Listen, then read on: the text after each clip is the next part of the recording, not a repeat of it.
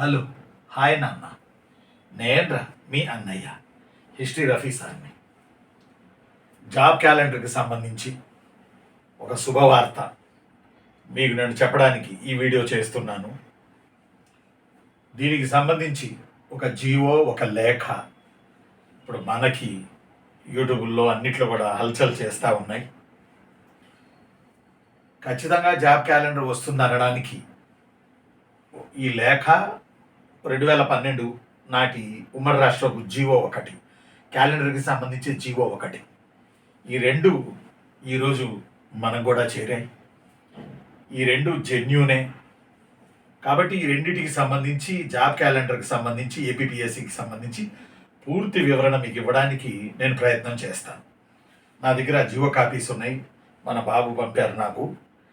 అందులో ఒక పాయింట్ ఏంటంటే ఏపీ గవర్నమెంట్ జాగ్రత్తగా వినాలి, సీరియస్గా వినాలి. ఈ మ్యాటర్ మీదే మీ భవిష్యత్ ఆధారపడి ఉంది. ప్రిపరేషన్ చేయాలా, వేరే ప్లాన్ బి చూసుకోవాలా అనే దాని మీద. ఇక్కడ నా దగ్గర ఒక జీవో ఉంది, ఒక లేఖ ఉంది. ఆ జీవో ఉమ్మడి రాష్ట్రం ఉన్నప్పుడు, ఉమ్మడి రాష్ట్రంలో 2012లో రోసే గారు, బోసే కిరణ్ కుమార్ రెడ్డి గారు ఆ టైంలో ఉమ్మడి రాష్ట్రంలో జాబ్ క్యాలెండర్ ఇవ్వాలని జీవో నెంబర్ 5691 జీవో జారీ అయింది 13/12/2012. అప్పుడు తెలంగాణ రాష్ట్ర ఏర్పాటు ఉద్యమం ఉధృతంగా జరుగుతున్నటువంటి ఆ సమయంలో ఉద్యోగాలు ఇచ్చి ఏటా క్యాలెండర్ ఇచ్చి యూత్ని చల్లబరచాలని, సరే ఏదన్నా యూత్కి లాభం కలగాలని అప్పటి ప్రభుత్వం జీవో 5691ని జారీ చేసింది. 13/12/2012 సంవత్సరంలో జారీ చేసింది. కానీ ఆ జాబ్ క్యాలెండర్ మొగ్గ తొడగలేదు ఈ రోజు వరకు. ఈ మధ్యలో రాష్ట్రం 2014 జూన్ 2న రాష్ట్రాలు, తెలుగు రాష్ట్రం 2 రాష్ట్రాలుగా విడిపోయింది. కాబట్టి ఎవరి కుంపటి వాడు పెట్టేసుకున్నారు. అప్పటి నుంచి మడత పడుతూ తెలుగుదేశం ప్రభుత్వం రెండోసారి అధికారంలోకి వచ్చిన తర్వాత, నూతన ఆంధ్ర రాష్ట్రం ఏర్పడి 10 ఏళ్ళు అయిపోయిన తర్వాత మన గౌరవ ఎమ్మెల్సీ గారు వేపాడ చిరంజీవి గారు, నా మిత్రులు చిరంజీవి గారు, వారు చేసినటువంటి కృషి వల్ల ఒక ఏపీపీఎస్సి ఒక లేఖను జిఏడికి రాయడం జరిగింది. ఎప్పుడు రాసింది? 12/8/2025న 2012 జీవో ఆధారంగా, ఉమ్మడి రాష్ట్రంలోని 2012 జీవో ఆధారంగా దాన్ని బేస్ చేసుకుని క్యాలెండర్ ఇవ్వాలి ఎవ్రీ ఇయర్ అన్న దాన్ని బేస్ చేసుకుని 2025 7వ నెల 25వ తేదీన గౌరవ ఎమ్మెల్సీ నా మిత్రులు చిరంజీవి గారు ఏపీపీఎస్సికి వారు ఒక వినతి పత్రం ఇచ్చారు. అది 12/8/2025 అంటే మొన్న ఈ నెల 12వ తేదీన ఏపీపీఎస్సి జేఏడికి రాసింది. జాబ్ క్యాలెండర్కి సంబంధించి సన్నాహాలు చేసుకుంటున్నాం. మీరు క్లారిటీ మాకు ఇస్తే మేము జాబ్ క్యాలెండర్ని విడుదల చేయడానికి సిద్ధంగా ఉన్నాము 2026 మార్చి లోపు. బాగా వినాలి, 2026 మార్చి లోపు జాబ్ క్యాలెండర్ ఇవ్వాలి. ఎందుకు మార్చి లోపు? జనవరిలో ఎందుకు రాదు? 2026 మార్చిలో ఎందుకు రావాలి? దానికి నేను మీకు చెప్తాను. ప్రధానంగా ఆంధ్రప్రదేశ్ ప్రభుత్వం తీసుకున్న ముఖ్యమైన నిర్ణయం ఇది. ఏంటా నిర్ణయం అని కనుక మనం చూస్తే, ఆంధ్రప్రదేశ్ పబ్లిక్ సర్వీస్ కమిషన్లో ఖాళీ పోస్టులు, అంటే ఇంగ్లీష్లోది ఖాళీ పోస్టులు ఎప్పుడు నోటిఫై చేయాలో ఒక యాన్యువల్ జాబ్ క్యాలెండర్, ప్రతి సంవత్సరం ఖాళీల క్యాలెండర్ విధానం ప్రవేశపెట్టాలని ప్రభుత్వం నిర్ణయించింది. ఎందుకు నిర్ణయించింది? ఇప్పుడున్న ప్రభుత్వం నిర్ణయించింది, ఇప్పుడున్న తెలుగుదేశం ప్రభుత్వం నిర్ణయించింది. ఎందుకు నిర్ణయించింది? ఎప్పుడో లేటుగా ఖాళీలు రావడం, ఖాళీల అంచనా అస్పష్టంగా ఉండడం, రిక్రూట్మెంట్ ప్రాసెస్ జాగ్రత్తగా వినాలి, రిక్రూట్మెంట్ ప్రాసెస్ లేట్ అవుతూ ఉండడం.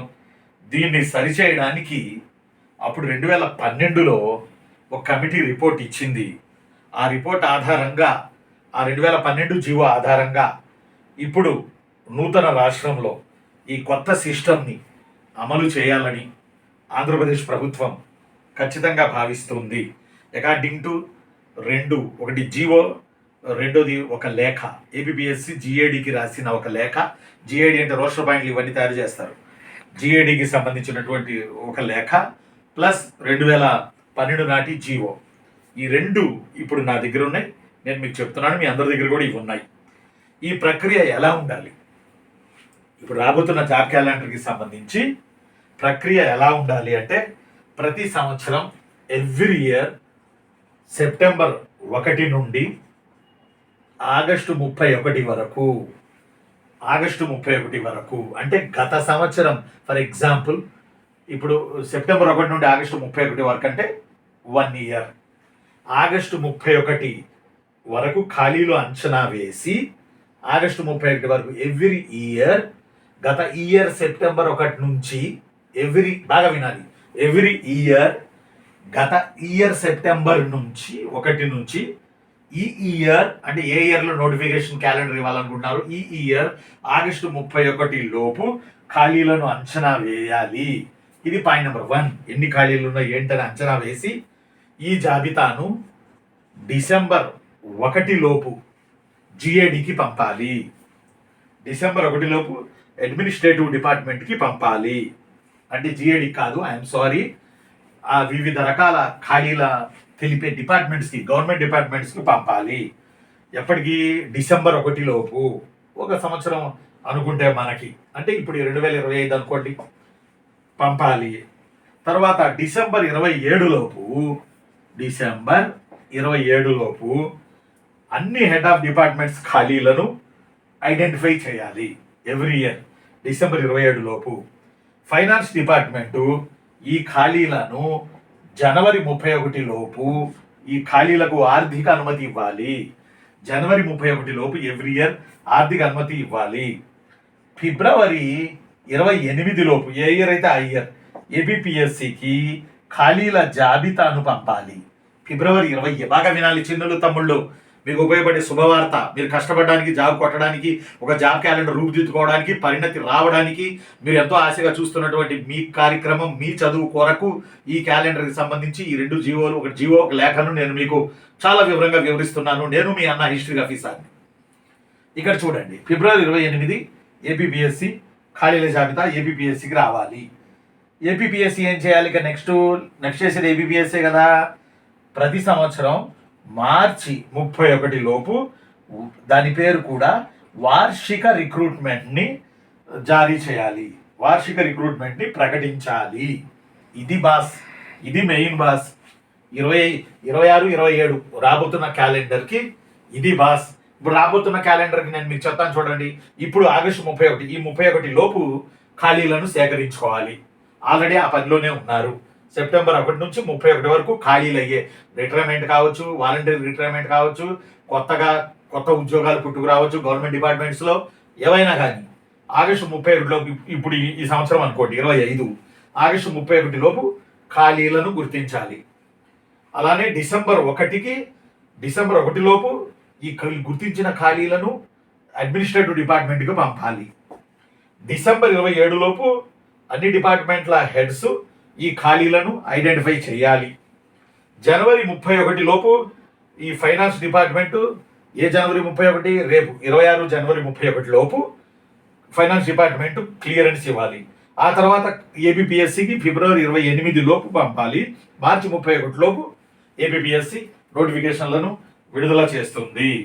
దీనివల్ల మనకు ఒక టైం టేబుల్ వచ్చినట్టు అవుతుంది.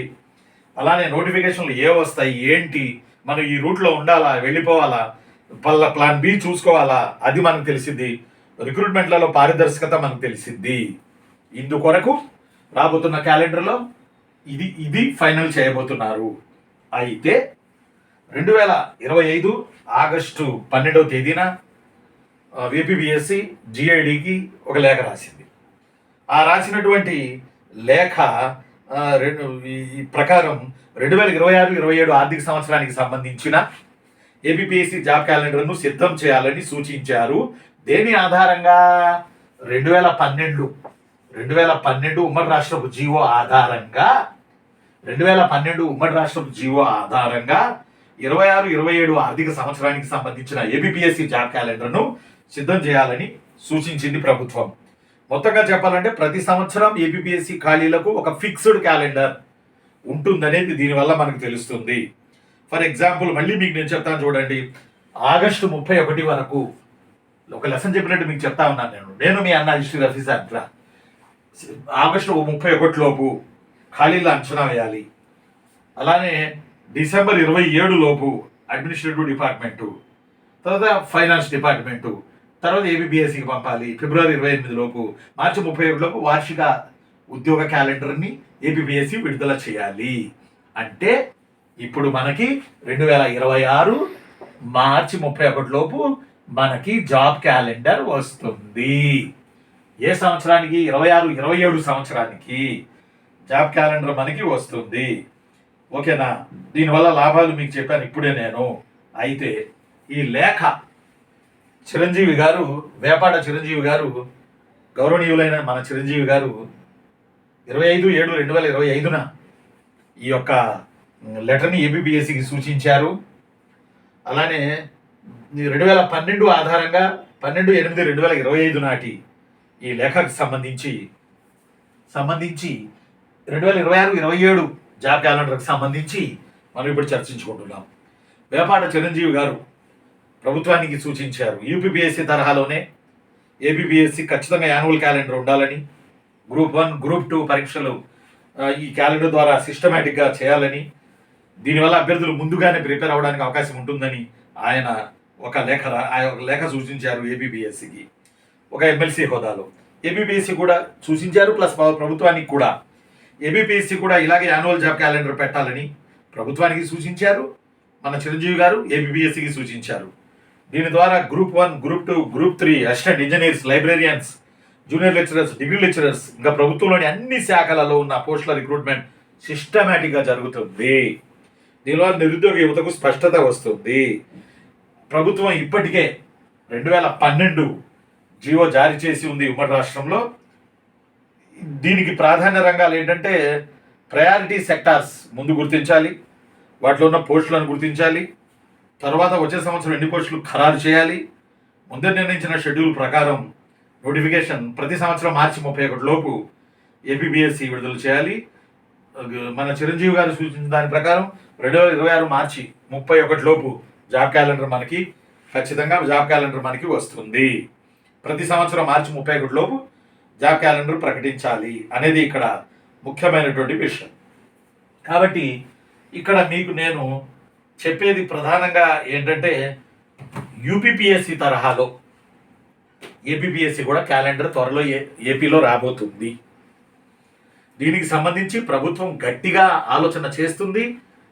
జీవోలు, లేఖలు వీటన్నిటి ద్వారా నిర్ణయాలు తీసుకుంటుంది.